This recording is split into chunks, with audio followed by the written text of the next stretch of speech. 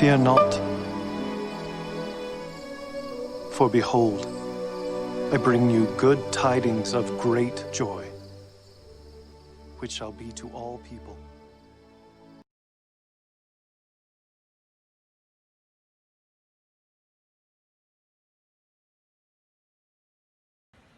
Therefore, the Lord himself shall give you a sign. Behold, a virgin shall conceive and bear a son, and shall call his name Emmanuel. For unto us a child is born, unto us a son is given, and the government shall be upon his shoulder, and his name shall be called Wonderful, Counselor, the Mighty God, the Everlasting Father, the Prince of Peace. Let us pray.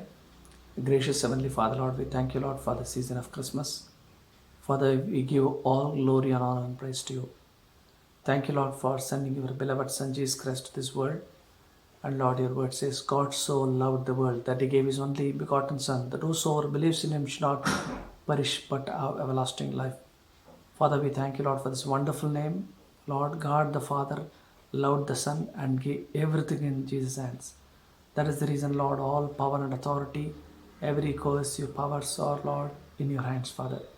And also your word says, Lord, you are holding everything in your hands, sustaining all things in your hands. Father, thank you, Lord, for your Son, Jesus Christ. Father God, thank you, Lord, for this Christmas season. This season brings a lot of joy and happiness to all people, not only for the Christians, but also for all the people, spanning across every nation, every country, every gender, even the transgender, in distinction of caste, creed, and culture. Father, Lord, your love is so great. Your message is so powerful and clear to the people that, Lord, you came down to this world to save mankind from sin.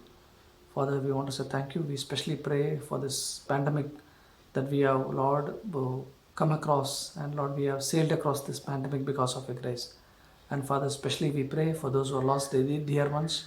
Lord, this is the hour of grief and sorrow for them. But Lord, your birth will bring, Prince of Peace will bring the peace and order in their homes.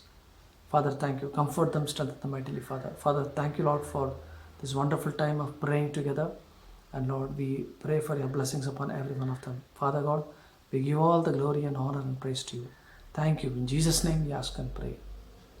Amen. God bless you.